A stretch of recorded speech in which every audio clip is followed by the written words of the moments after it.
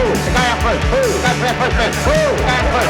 Who is on first? What are you asking me for? I'm asking you. What is up, everybody, and welcome to this episode of Who is on First. I'm here with Brian, and we got some breaking news that we're going to break down. This will be fun. Before we get started, let me hit you with the social medias. Make sure to follow us on at WOFBB Podcast on the Twitter, X, YouTubes, Spotify, all those bits and bobs, all those places.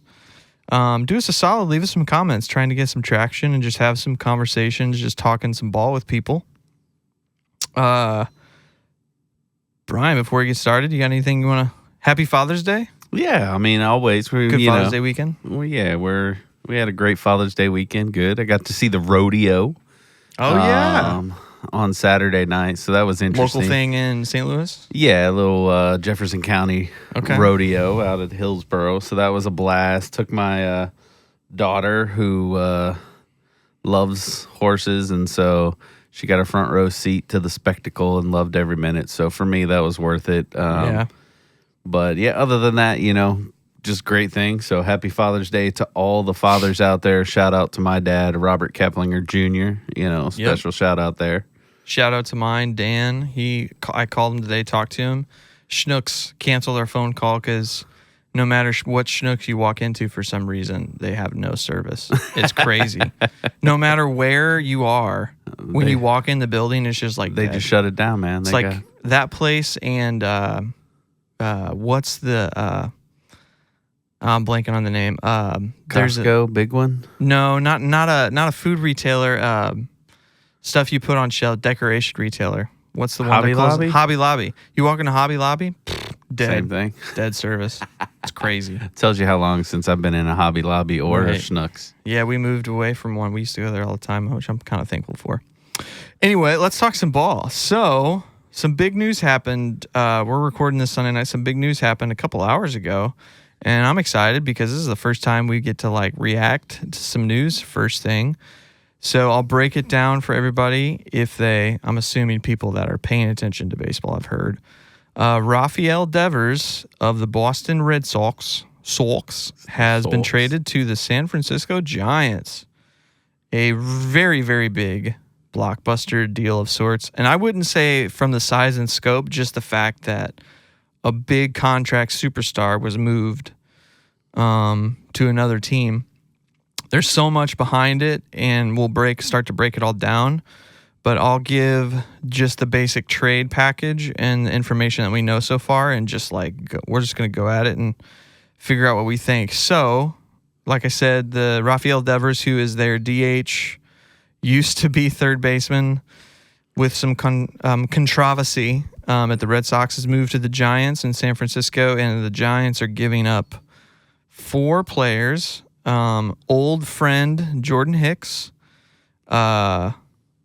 left-handed pitcher by the name, is it Kyle Harrison? Kyle Harrison, who is a rookie this year, I believe.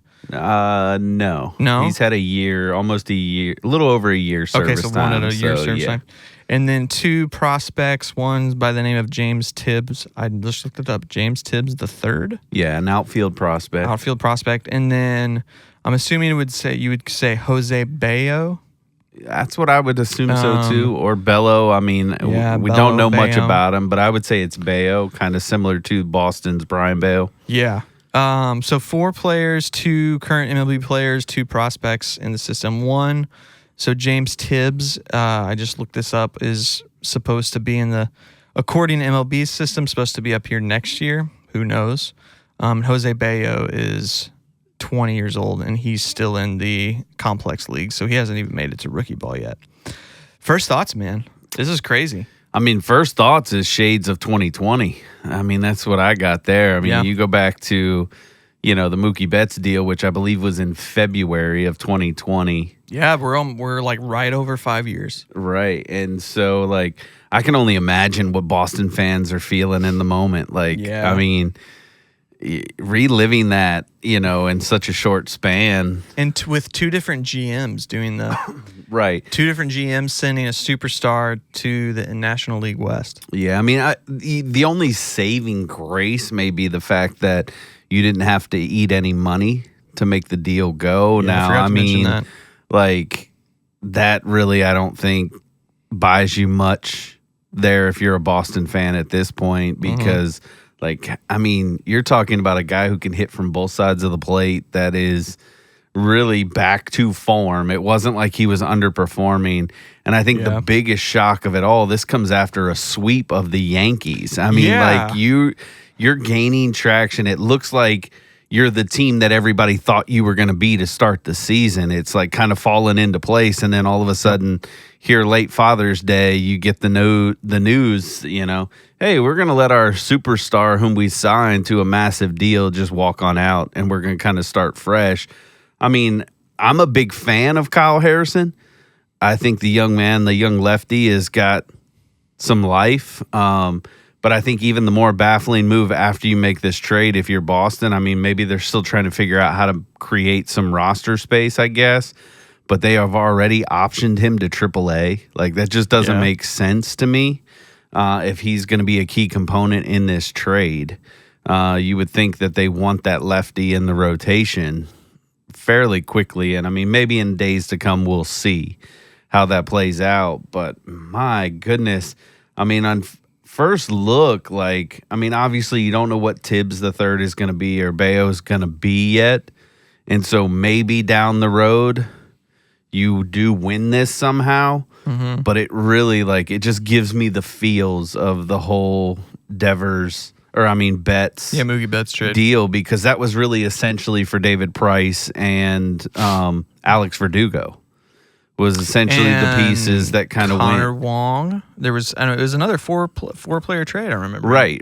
And so, and that one had weird things behind it because the ownership was like, get rid of this guy. We're not paying him. Yeah. And so, to me, it just stuns me because I just don't know. And I mean, obviously, I don't have any inside information here, but I don't know what Boston's thinking. I mean, because it's not like they have an extremely high payroll. It's not like they were strapped because they have a lot of young players. I thought, if anybody's going to move from this roster, it would have been Duran way before Devers would have even gotten a look. Yeah, the whole thing with Roman Anthony getting called up, and it's like, well, you've got 4 starting outfielders right now. Which one's going to sit? Right. And so, I mean, the only thing this really does is maybe it opens up a spot if you're Boston, and this isn't going to make you feel good, but Yoshida can kind of come back and be a DH. But, I mean, that's about it. Was he just sitting on the bench this whole time? Wow. And so, like, for me, like, the win is San Francisco. I mean, if you're a Giants fan. I said it in a text thread that we have earlier. I think all LA Dodger fans, their butts puckered when they saw this news come through, because, I mean, the Giants are already right there neck and neck. I mean, when I left, the Dodgers were up in the Sunday night game, but, I mean, in the standings, you're right there, and this legitimately puts their offense over the top. Now, I think the big question, and maybe you have some thoughts here too, and I want your reaction, is, does Devers get to play? Because Chapman's out for about another month. So maybe he gets some opportunity at third. Or is he just coming over to be the DH? That's interesting. I haven't deep dived into... I'll try and do this while we're in talk at the same time, which is super tricky for me. I haven't looked into a ton of, like, their roster and who is the DH guy, because... One thing I do know is the Giants are a pretty big defensive team, right? And it's very good. I mean, they brought Adames in at shortstop. He was a great defensive shortstop. Chapman is a Gold Glove third baseman. So who is their assumed? Well, Rafael Devers is their now assumed DH. Man, that was fast, right? And so, like, I think you have Wilmer Flores, who's hitting the cover off the ball right now. Yeah, I mean, he's playing well. He was their DH too. Yeah, and so he'll probably primarily go in against lefties, and maybe so they'll platoon it. Yeah, maybe that'll give Devers some opportunity in the field, because obviously that bat plays regardless of who's on the mound. Yeah, so that's interesting though. Like, I think Devers is a great hitter, And I mean, he's going to a park that's going to favor left-handed hitters, right? It's the park that Bonds became famous in. Yeah, I mean, it's deep right center field, but I mean, if you look at his spray chart and the expected home run chart, he's still only got 15 home runs in is not Candlestick. What's it called now? Is it Candlestick Park? No, it is not Candlestick. I forget what it's called now. But in San Francisco's park, the most home runs he would have would be in Yankee Stadium and Dodger Stadium, right? Which he's also going to play a lot in now for the rest of the year.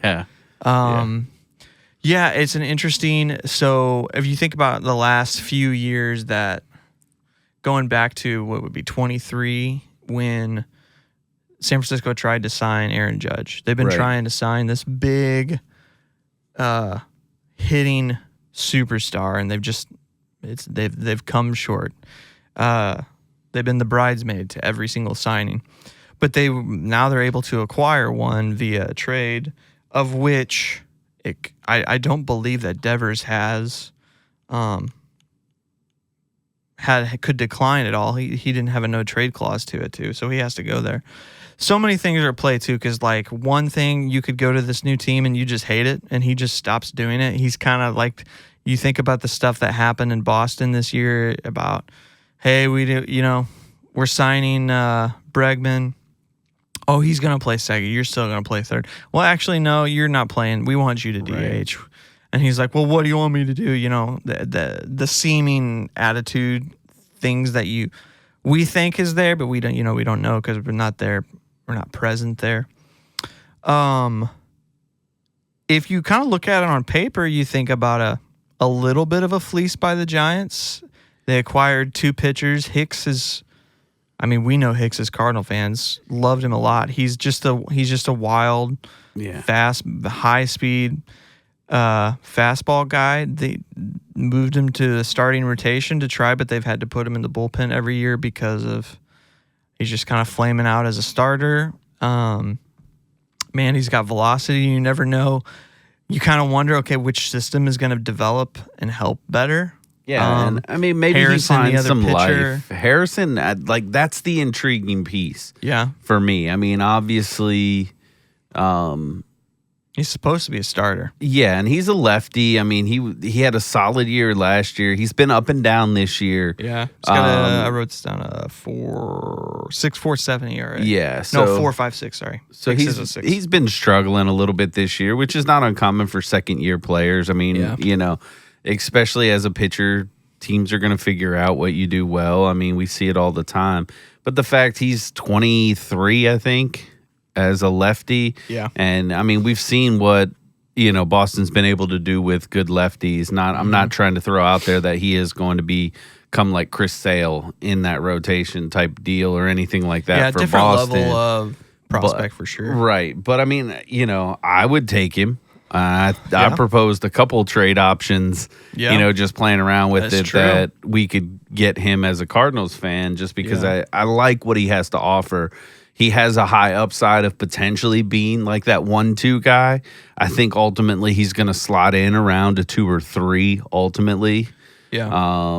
And so that's what kind of just gets me baffled because it's not like you got this frontline player in this deal. And it's June.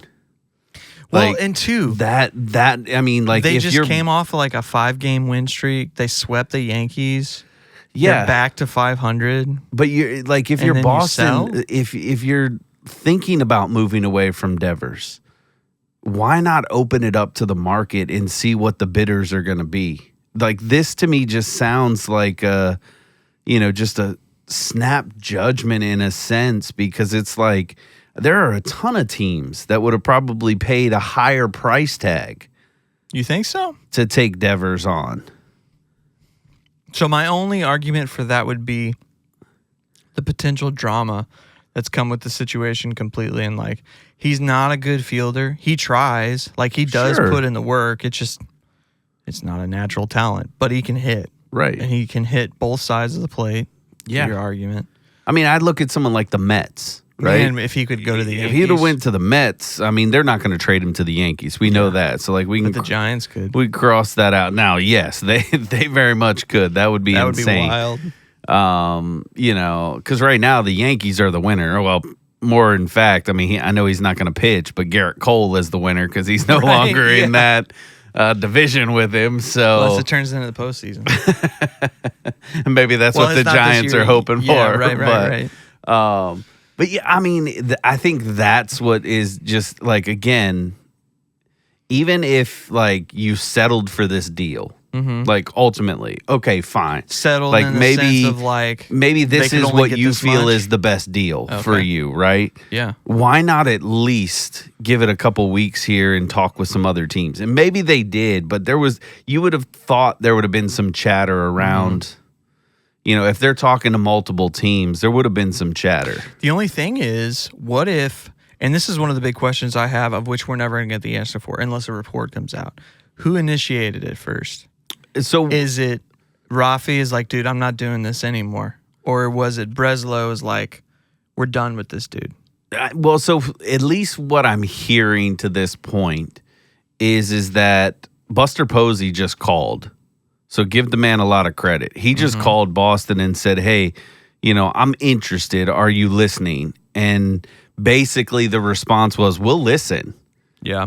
And then it's like, okay, then I'm going to take my shot. And right now, I mean, Buster Posey looks like a god. Police job. I mean, if you think about it, they for right now, I mean, this year they gave a superstar hitter up. And when we say superstar, he's hitting 270, had a horrible 2-week start. Kind of the same thing with Contreras for Cardinals fans. But they gave up a superstar bat, lefty bat, power hitting bat for a 4.5 ERA starter and a 6.5 ERA bullpen piece. And 2 unknowns. Yeah, which you're not going to know. Right. And now, and again, maybe it works out for Boston where these 2 prospects really do become something. But you've already loaded yourself down with outfield prospects if you're Boston, and now you just brought another one in. Yeah. And then you're getting a starting pitching. And again, hear me, prospects, you can never have too many. Because you can always turn prospects around. But that's I mean, if you think about Boston in general, this is a team that is one of the richest, top 5 wealthiest teams in baseball. One of the biggest markets in baseball. Right. On the East Coast. Competing with the Yankees forever, hoarding prospects and just being a development farm. That's, I mean, unless now, they've got another deal up their sleeve and they needed some of these guys because they're getting ready to move something else. They gave Crochet $170 million. Right. I mean, that's a lot of money for a pitcher. He started last year. For the first time, but I don't know. It's strange to me. In my opinion, it kind of signifies and says this year we're not going after it. You know what I mean? Like they sold. They got rid of but at the same time, the rest of their team the rest of their hitters are doing great. The catcher, not Raphael, what's his name? Wong? Nope, the other one. Abreu? Nope, that's an outfielder. Oh, I can't think of it. Rafaela? No, that's center fielder. No, I know. I'm gonna have to go look now.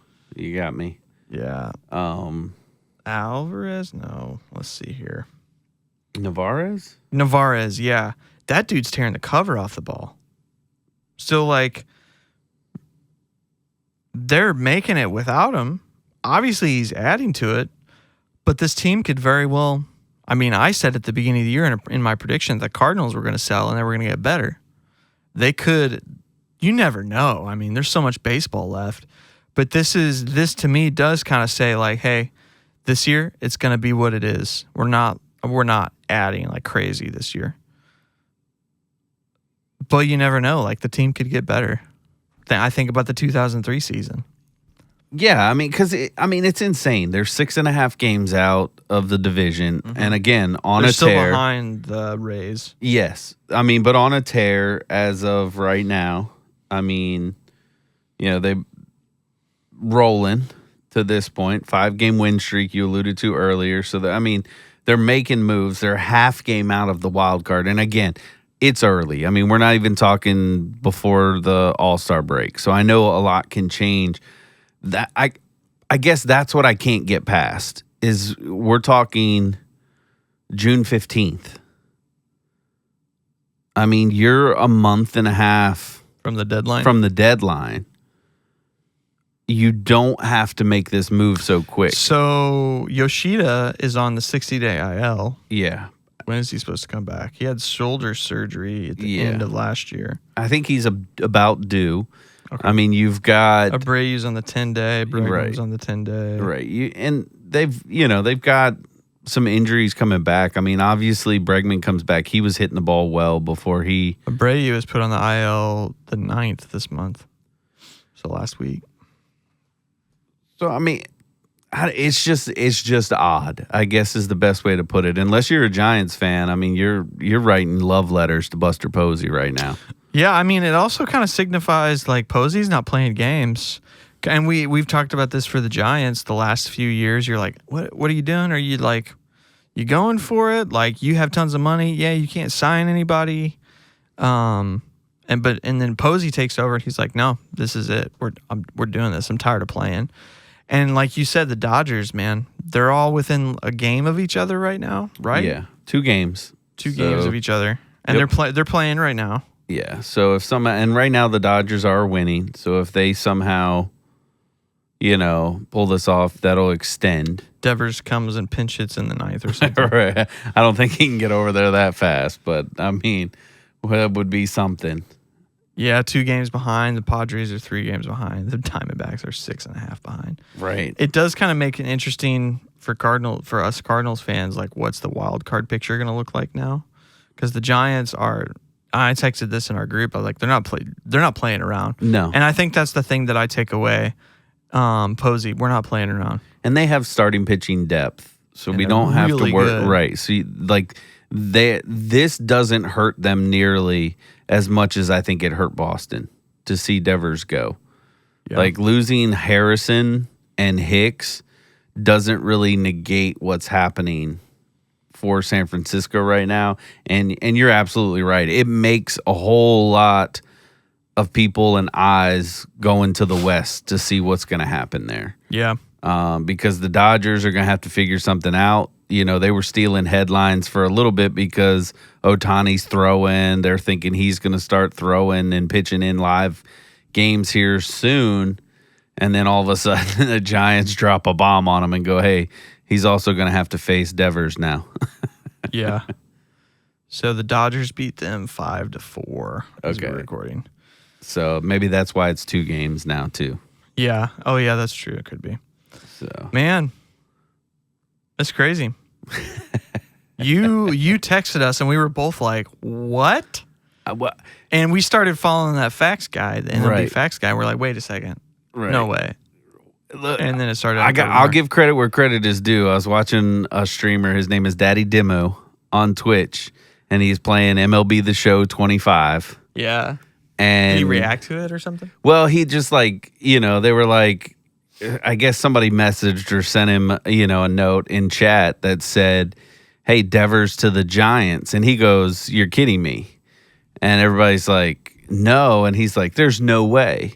And so then as soon as they said that and he said it, I started looking, and that's when I found the tweet, the initial tweet. I found it right away, and I was like... And and it was like, no, this is a legitimate thing that's kind of unfolding right in front of us here. And the Giants tweeted about it an hour later after we were talking. Yeah. And so when the team confirms it... Well, and it made sense because, they were talking about the game tonight. Harrison was supposed to be the starter for the Giants in the game tonight. I thought he started. No, he didn't start. So an hour before, players are finding out that this is going down. So then they had to do, a quick bullpen start for the Giants because they got to figure it out.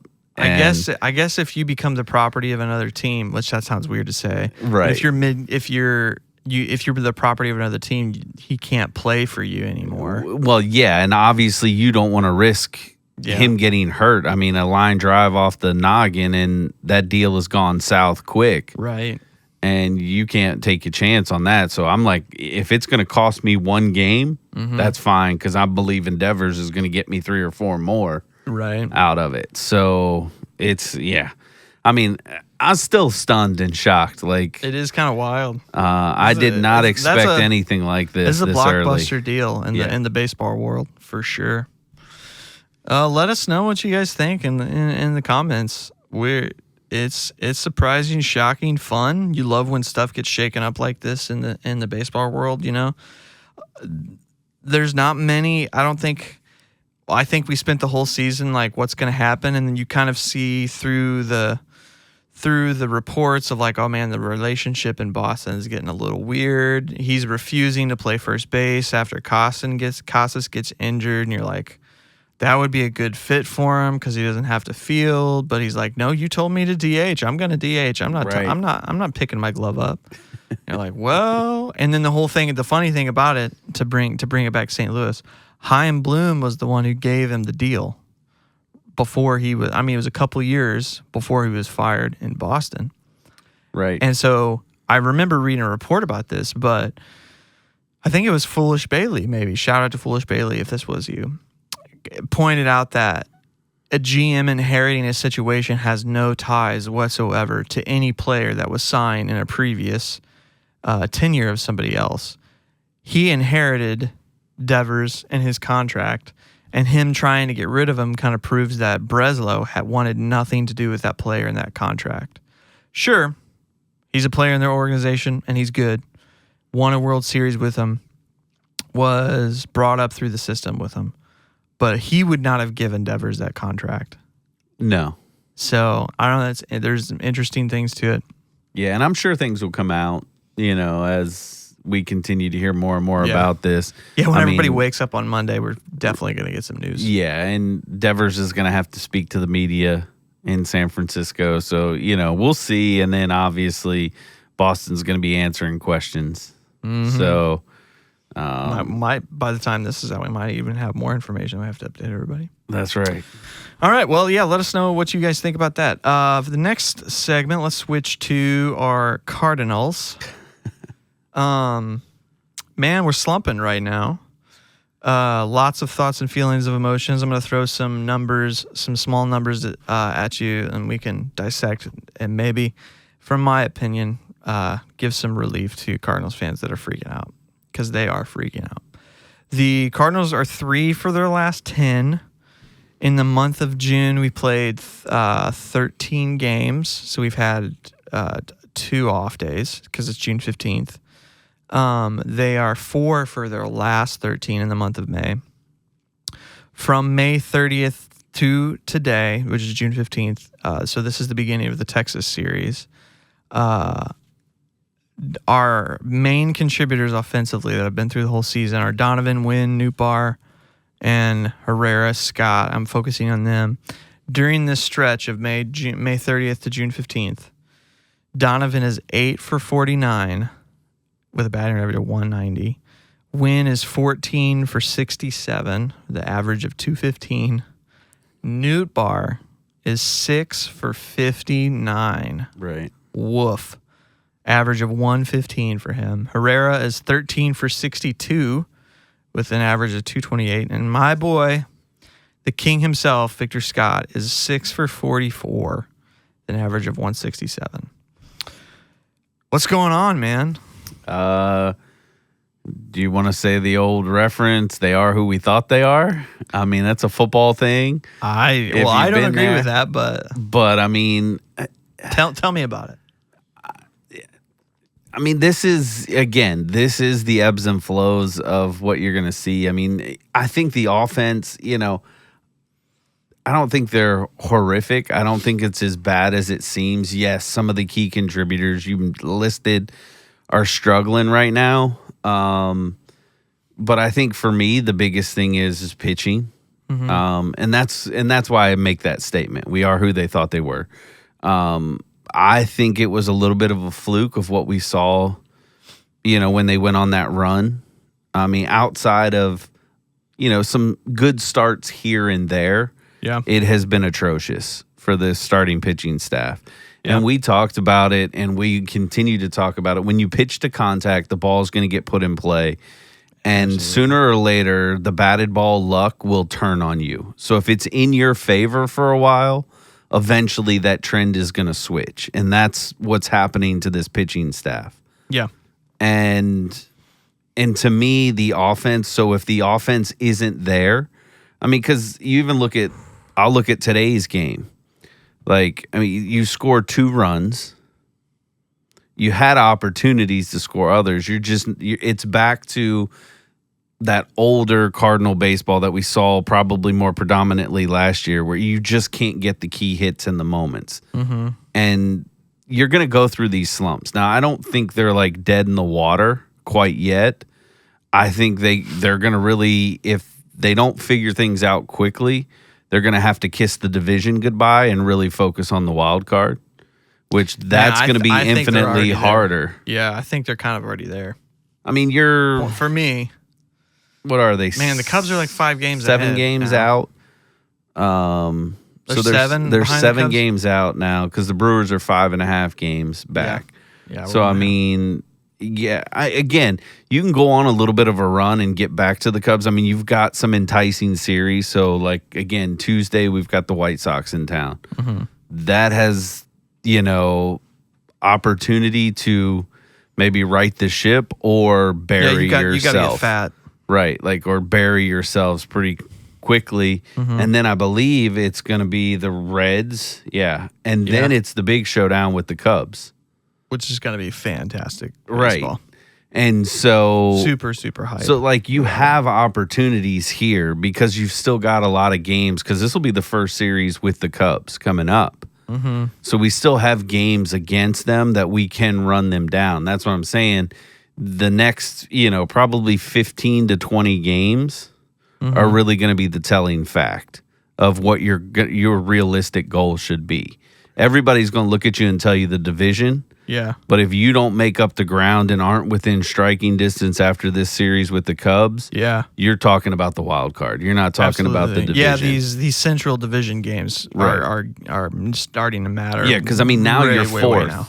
I mean, technically, Cincinnati is ahead of you in the division. Although your record is the same, they hold the tiebreaker. Right.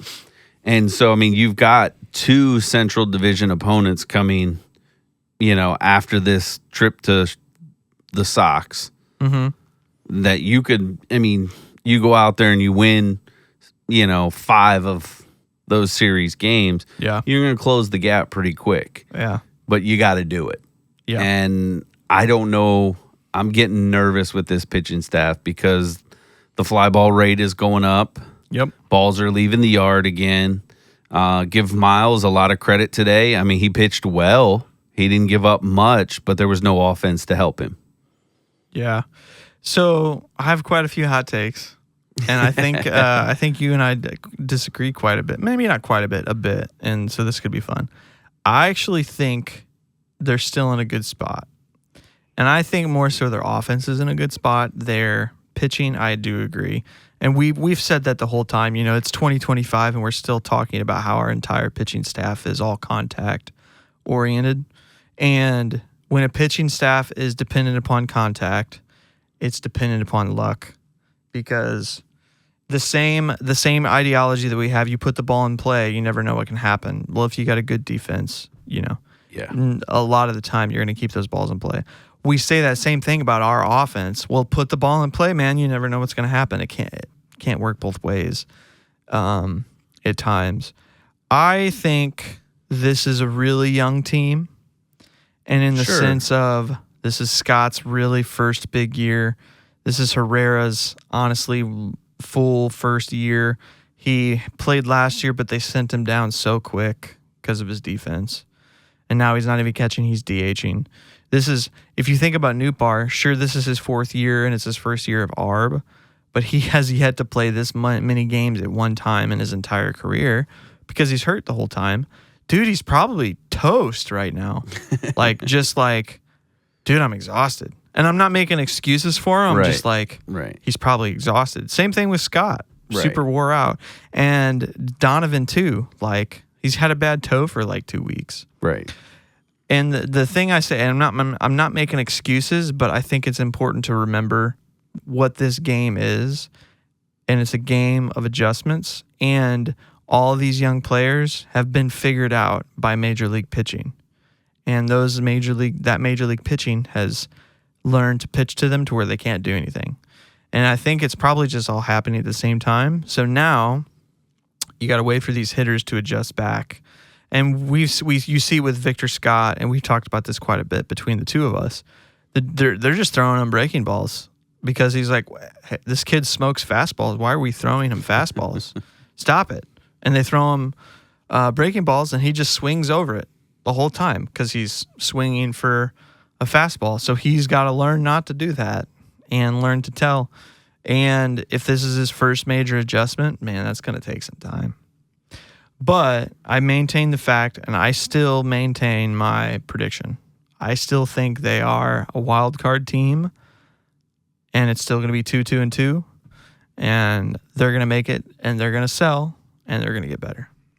I mean, at this point, they have to sell. Because, again, I mean, you're right. When you look up and down the roster, I mean, 3 years of service time with the exception of the pitching staff and then Willie and Nato. Yeah. As far as experience in MLB. One of the youngest starting lineups, if not the youngest starting lineup in baseball, across the board. So we knew, we talk about the Reds, at least I have, where you're going to have these ups and downs. The offense has surprised me. It's been more consistent than I expected it to be throughout the year. Because, again, I picked them to finish third in the division. I didn't pick them to play. The Reds or the Cardinals? The Cardinals. Yeah. I didn't pick them to make the playoffs this year. Who was number 2? The Brewers? The Brewers, yeah. And so far it's seeming like that'll be the way. I mean, Cincinnati, I keep bringing them up because I think there's a comparison here. There's going to be these ups and downs tremendously with them, and right now they're kind of riding one of those upticks. They just have better pitching. Yeah, and that may end up proving to be the biggest thing, and so the Cardinals may end up sitting in fourth ultimately because of that. I think the pitching. The challenge is you've got some of these key players, and I understand it, like Nato, like Sonny Gray, like Miles Michaelis, that you're not going to be able to move without their permission. Yeah. And that's going to be the hardest part about it. I mean, because you saw what happened in the offseason. Nato is not going to just go anywhere. Mm-hmm. And if he's going to go somewhere, you're not getting a lot out of him.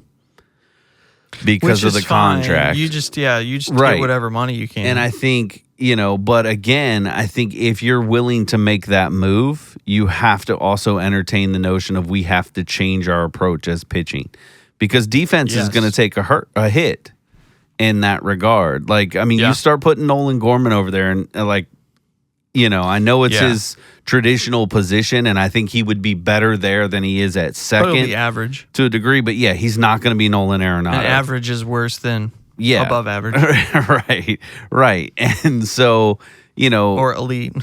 It's just going to put more pressure on the pitching staff if you don't move that around. And I don't know that there is much option for that right now because you're not going to get these high leverage swing and miss guys in to be able to start in your rotation. Because, I mean, again, as much as I love Michael McGreevy and I would love to see him get an opportunity at pitching every, fifth day, he's not a swing and miss guy. Correct. And so... Well, he's elevating that. He's not a Sonny Gray swing and miss guy, but I would say he's probably a 9K per 9 guy. Yeah, but I mean, and maybe he can do that, but I mean, he's what, 92, 94 maybe on the fastball? Yeah, he's been developing his sweeper like crazy. Right. He's gotten better. And if it works, he can get swing and miss, but he doesn't profile that way. Correct. Yeah. And so we can't keep replacing that with that if we're going to shift around this defense. Like if you're going to start to go where Nolan Gorman's going to third, I mean, you've got up the middle, you've got solid defense. Yeah. As long as Donnie stays healthy and wins at short. I think Willie's an underrated first baseman, even though this is his first year. He's still going to make a couple mistakes, but dude's been, great at first base. I think your bigger question mark is what do you do with Lars? Is this the Lars we're going to see every year, or does he figure something out? So there's a couple things, and maybe I could pose this question to you. What's a couple things you're actually worried about? Lars and Liberatore are two pieces that I'm actually kind of like, maybe not worried or concerned as heavy as that word is, but trend lines are causing me to ask questions. Liberatore, and I listened to this interview by Dusty Blake, and he talked about, because the big question is like, okay, when is Liberatore got to be shut down? Because he's never started a full season. You're going to have to maintain his workload. And Dusty Blake talked about how he's been a starter through his entire career until last year is when he played. He was in a bullpen piece the entire season. Before that, he was a hybrid starter, and before that, he was a starter in the minors. So his workload has already been developed as that. But man, 3 weeks of fatigue issues, or 2 weeks of fatigue issues, I guess, in this time period between May 30th and June 15th today, he's started 3 games, has a 9 ERA, only 14 innings pitched, lost all 3 games, has a 2.5 home run per 9 rate, and he's not making it very deep, and his velocity is dropping midway through. And that's the issue that's been there for the last couple of years. It's like, okay, this kid, when he's throwing 95 to 97, he is so good. But out of nowhere, his velocity just disappears, and then he just gets hit like a truck. And so it's like, okay, how long are we going to go with this issue, and how long does it take to figure out what's going on?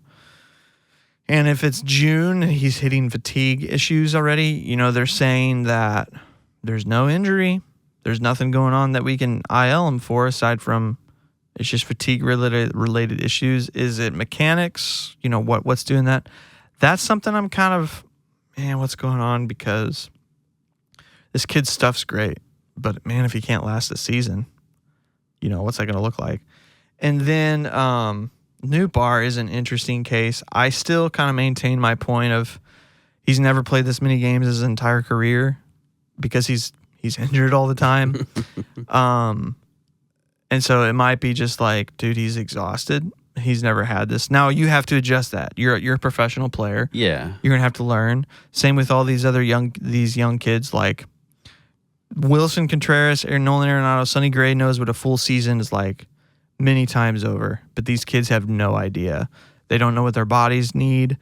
Wynn talked about last year when he hit September, he was toast. He was out of gas, and he couldn't hit to save his life. His average dropped from like 290 to 260 just because he couldn't swing anymore. So they have to learn to adjust, and I kind of wonder if Nootbaar's the same, and I also kind of wonder if that's the hitting adjustment that's being made. Maybe, and this is, I have no data to back this up. What if he's not been in the league for a amount of time long enough for pitchers to make an adjustment to him because he disappears because he's on the IL? And we've talked about how he's so timing dependent. What if, man, he gets a good step, man, he gets hurt? Well, the scouting report on him changes because don't know what he's going to come back, and he's so slow to start anyway. What if they've not been able to develop a good enough scouting report to counter him just simply because of time available? Yeah, I mean, I don't know. Random thoughts. Yeah, no, and I think they're all valid. I mean, obviously not being in the locker room, not being able to talk to Nootbaar straight up and really just have that conversation, it's hard to tell. I mean, to me, he just seems out of sorts. And we even talked about this a couple games ago before he went on his 2-game break, although he did get in the game today. Yeah, he's just like when he's swinging at pitches, he's not making contact, and he's taking too many close pitches in hopes, I think, to walk. Like, I don't know. Like, I love him at the leadoff spot because of his eye, but I'm interested to know if he's trying too hard to draw the walk or to get the pitch count up.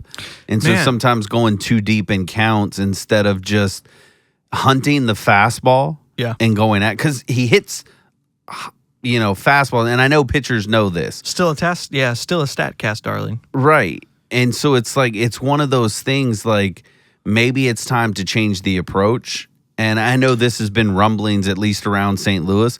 Maybe let's get him out of the leadoff spot. And it sucks to think that way because we don't really have a leadoff hitter that's developed right now in that spot. I think, and I know you love this idea that VS2 could ultimately be in that spot, but it's not going to be right now. I think Brendan Donovan is probably your next candidate to be in that spot. Yeah, because I don't want to win in that spot either. Right, and I don't think it's fair to win unless there's a lefty on the mound. Maybe you give him a couple opportunities when there's lefties on the mound to be leadoff. But outside of that, I don't want him there every day. Yeah. And so it's like drop kind of what you've done with some of these other guys like Arenado. Drop Newt down, get him in a position where he's going to see more fastballs than breaking balls, and tell him, hey, now's not the time to be patient. I mean, if a pitcher's struggling, sure, make him throw you something. But, man, go up there and hunt this pitch. Get tuned back in and let's see what happens. And then we'll worry about resetting the lineup. So I actually kind of think the opposite because I wish I looked the numbers up on this for sure to back my opinion, but it kind of seems like he's never gotten in this many 0-2 counts in his life before. It's just immediately 0-2 every at bat, 0-2, 0-2, 0-2. Right, and that's so because he's watching. Partially, or just like swings are bad. Yeah, and it could be the scouting report like, hey, this guy is not hitting anything right now. Just throw him strikes because he can't do anything. But the calling card of Nootbaar was patience and his discipline, and right now his discipline is gone because those at bats in that two games ago that got him essentially not benched, but hey, dude, take some breaks. 0 for 4 all 4 strikeouts. He doesn't strike. He's not a strikeout guy. No. So, and he's just swinging at really bad pitches that at the beginning of the season he was watching because it was out of his zone. Well, and I mean, obviously not playing at this level, but any type of play. When I played ball, when you go in these slumps, which hitters are going to do, it messes with your head. There's a reason why they tell you this game is a big part of it is a mental game, because then you start trying to manufacture hits and push the ball, and so that's when you start chasing. Because Lars knows, man, he is 6 for 50 or whatever the number. Like he's not oblivious to that, right? And he's just got to fight through it and understand that I got to continue to do the work. I mean, don't get me wrong. Make adjustments, make tweaks, but be Lars. Don't try and be anything other than what you were at the beginning of the year when you were having success. Now, obviously, if that means your timing's off right now and you need to adjust something in your stance, your foot, all of that, go ahead and make that adjustment.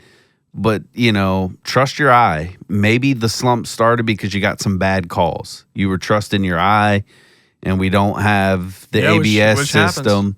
And you do get some calls that go against you, and it flusters you. And now that you're in a slump, you get a call that goes against you. It only amplifies everything. And I think that's why, to me, that's why I say go up there, hunt the fastball. Stop overthinking to a degree. Just go up there and react to the ball. Because if you strike out, you're already striking out right now.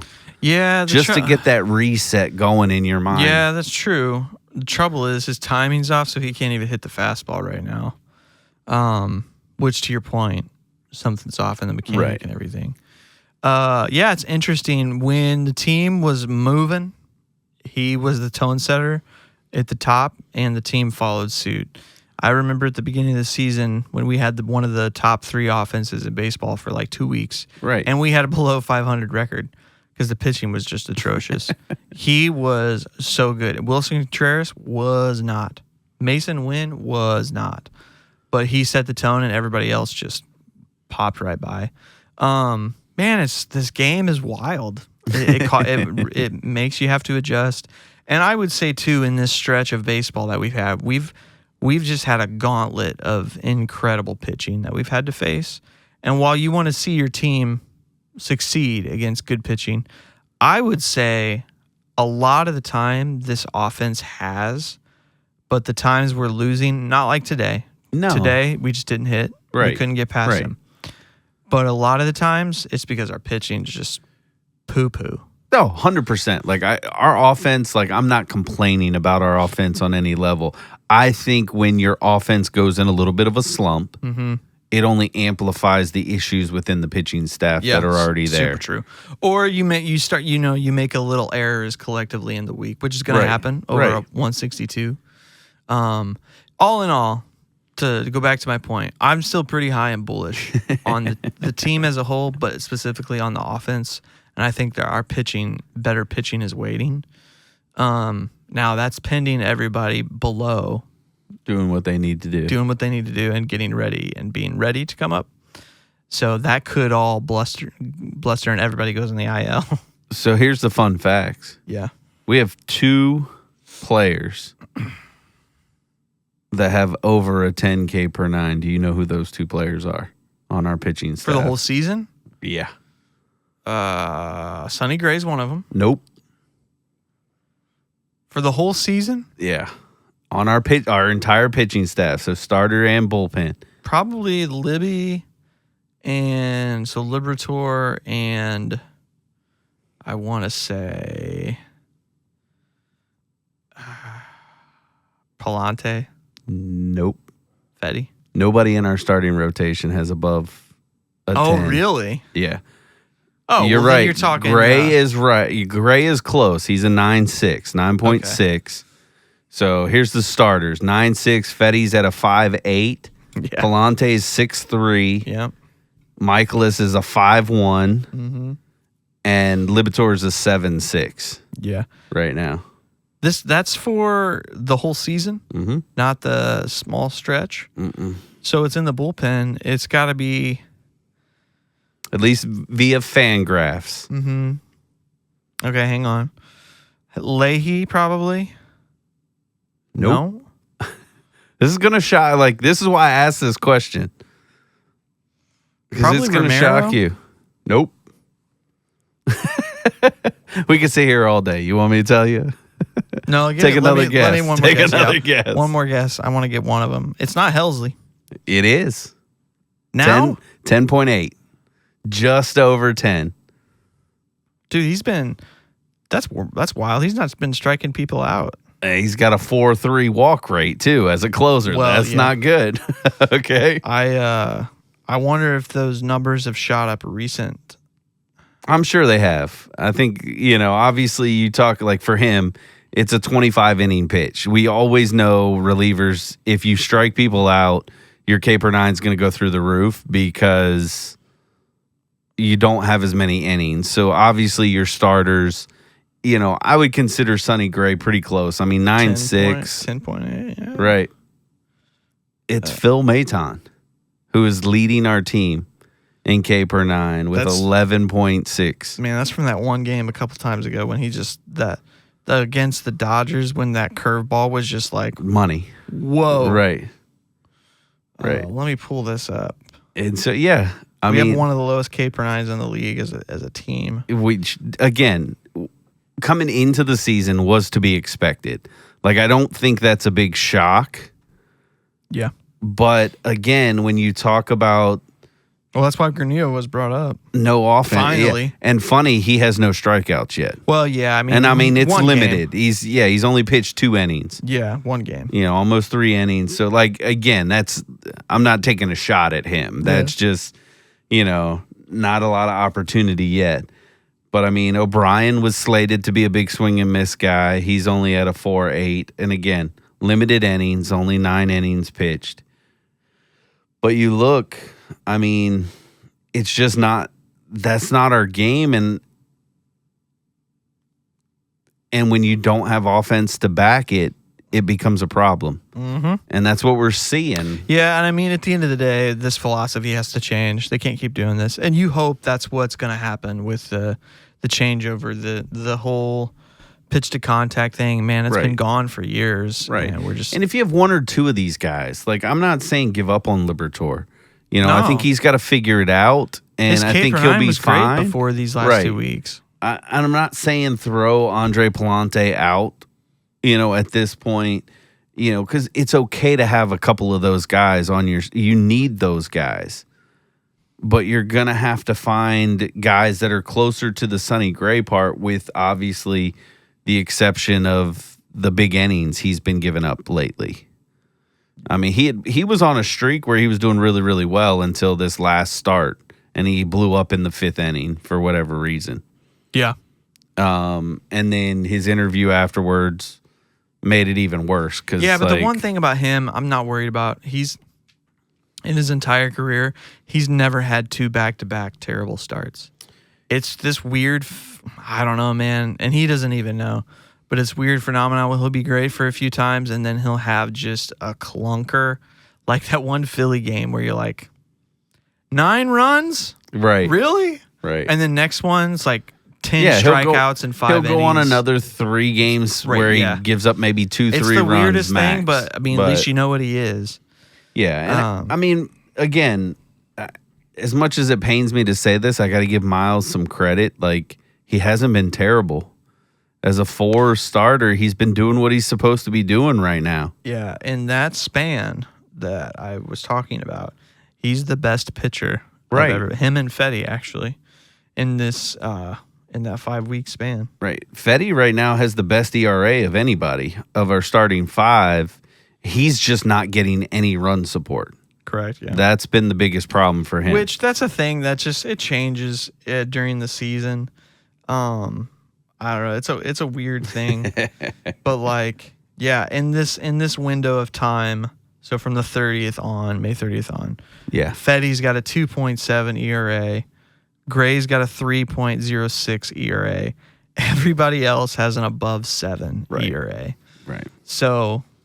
Two out of 5 give you a chance to win. Right. And that's why I say, again, going back to my very first thought, and so if you're still hanging in with us, it's the next 15 to 20 games are going to tell us.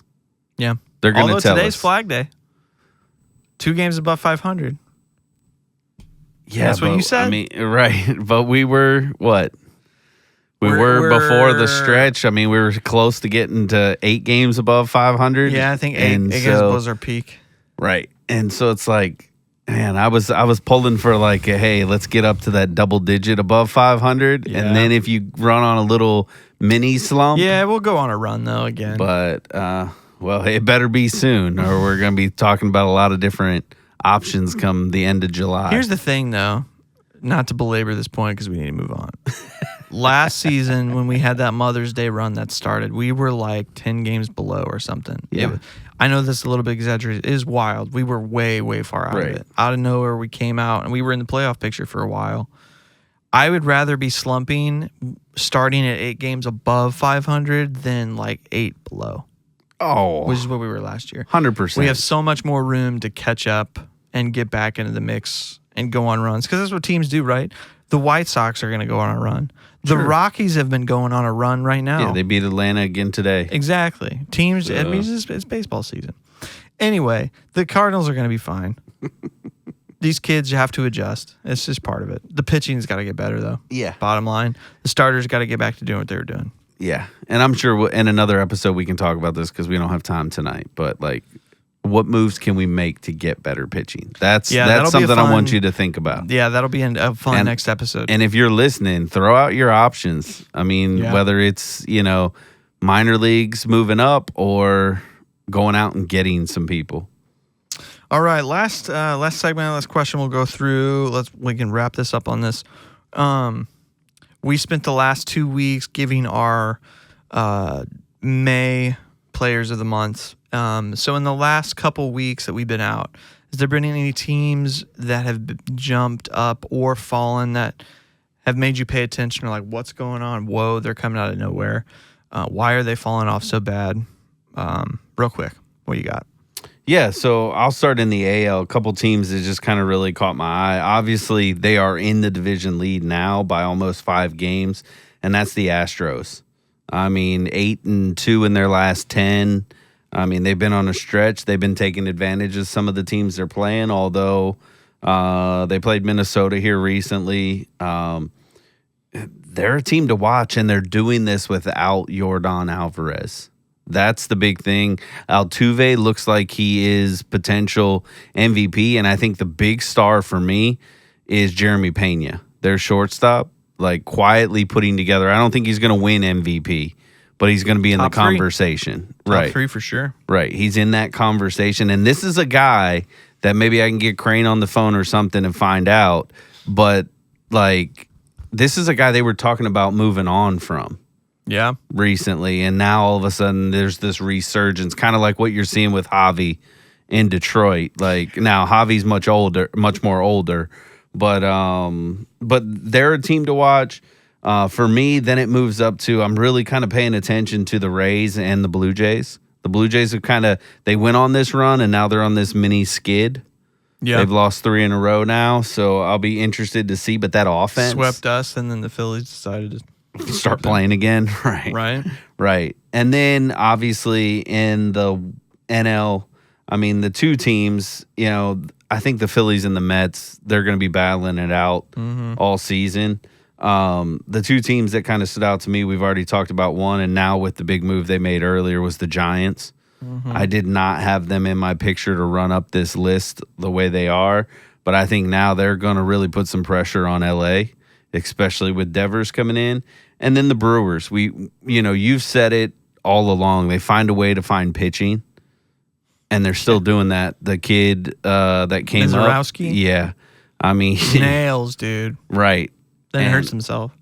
Well, hopefully he can hang around for them because he was electric. I mean. Poor Aaron Savali. Yeah, well, hey, you get what you ask for, right? Yeah, right. Yeah, those are good. For me, I'm actually going to focus on the ones that are falling a little bit. Okay. The Atlanta Braves, man. They have a positive run differential at, plus 12. Yeah. And, man, they're just falling apart. Right. You kind of wonder, is this Snitker's last season? I don't know that he makes it through the season right now if it continues. And it's sad. When were we ever going to say that? Right. I think he's a great manager. Yeah. It just may be that case in point where he's just lost the clubhouse. But why? It's funny how things work. So many things for us outside of the picture, right? But you bring back your MVPs, right? Yeah. And they're going to have a ramp. Like Strider's going to have a ramp coming back from Tommy John. Right. He's got to be careful. He's got to get his velocity back. Got to get his accuracy back. There's so many things to it. And so it's going to be rocky. I think about who's the lefty who was our Robbie Ray. Yeah. At the Giants. Going to take a minute. But man, all of their stars are in the lineup. And it's just like, what is going on? So I'm just kind of shocked at that. I agree with you about the Giants. And like I said at the beginning of this episode, they're for real. Oh, yeah. I thought at the beginning they were going to be ones that were going to be fringe, just not make it. Yeah. Now it's a long season. We have 3 months left, three and a half months left. But man, they're serious. They've got such good pitching, and pitching wins you games. The Mets, honestly, staying as hot as they are and as good as they are, they have the second best run differential in the National League. The Cubs, honestly, are surprising the heck out of me. Their offense, man, their offense is great, but their pitching is starting to get really good. Now, the last 10, they're at 500. They're 5-5. They don't have the greatest record against above 500 teams. They're 24-23 at above 500 teams. This next series against Milwaukee will be a test for them too. Yeah. Which we had a really good record above 500, and then we just got swept by Toronto and Milwaukee and kind of destroyed that. I don't know what's going on with the Cubs. Hey, right now they're doing what they're supposed to do. That's Michael, right. good for you. Right. The ones in the AL that are really shocking me is Tampa Bay just coming out of nowhere and coming back. Mm-hmm. Who is it's not Caminero. I always forget how to pronounce his name, but it starts with a C. Is it Caminero? Mm-hmm. Oh, yeah, right. Oh, I'm confusing him and Polanco. Kind of sounds the same name. Right. Apologize for you two that are listening, because I know you are for sure. Right. The Rays stand really strong and just whoa, leading the wild card record.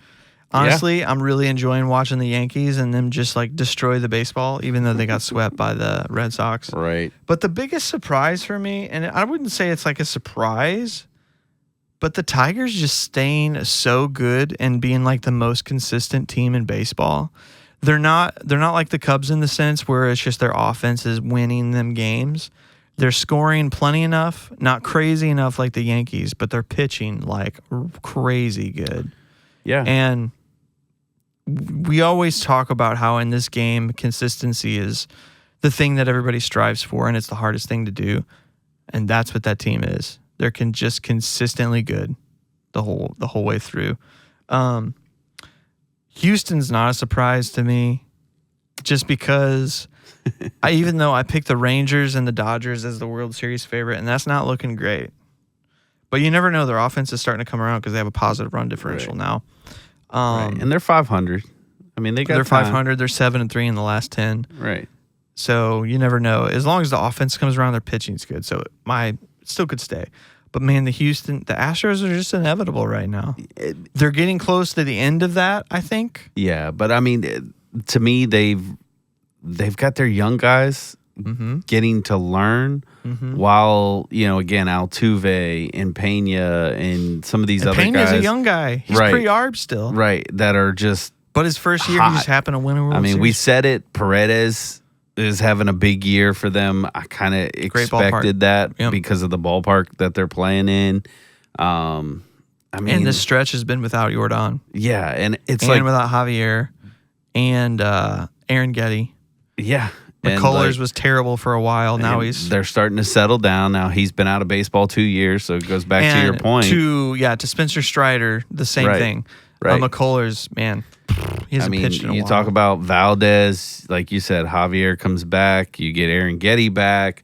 Yeah. Gusto's proven that he can be that fifth starter. I'm not saying he's electric, but he's doing what you need him to do. You add Alvarez and he comes back hot. It'll take him some time. That offense just catapults even more. Walker seems like he's finally turning the corner. Yeah. And you said this, and I'll shut up after this, I promise. But, like, when players change teams, there's something to it. So don't be surprised, like, even if Devers goes on a little bit of a down spell because of changing teams, having to adjust to the lineup and what it looks like a little bit different. Now, Devers may shock the world because they get to play Boston here soon. Staff. Right. Yeah, that's true. And he may go off on them. But, when you talk about people going from one team to the other, relationships are a factor. I think anybody takes in consideration. And so, maybe Walker's now coming out of that funk and going to really be able to catapult that offense as well. That's one thing that's been interesting, man. He's slumped for a long time. Yeah. And like badly for a long time. The last team I'll mention is I picked one of my favorite teams. This is the Red Sox. They came off a 5-game winner. They're back at 500, and they're only a half game out of the wild card right now. It's June. I don't know why we're talking about the wild card, but it's part of fun. It's part of the fun of baseball. But they're tied with the Twins, and the Twins are 2-8 in their last 10. Red Sox got a plus 22 run differential. The Mariners have a minus 2 run differential. I could see the Mariners falling off like they always do. Their pitching's great, but Red Sox are right there. Rangers are right there, so that'll be an interesting battle. Right, because they got Seattle next, and then they go to San Francisco. So that'll be they're doing their West Coast swing. Okay. It's a they're playing road in trip. San Francisco. Yeah, they're going to be in San Francisco. That's a tough trip, too, to go from the East Coast to the West Coast. Right. So it'll be interesting. Body clock is... yeah. Anyway, I guess we'll wrap it up. Thanks for listening, guys. Have any takes or any questions, comments, leave them in the comments on our YouTube or I guess Spotify and on the podcast channels too. But let us know. Thanks for listening. We'll see you guys next week.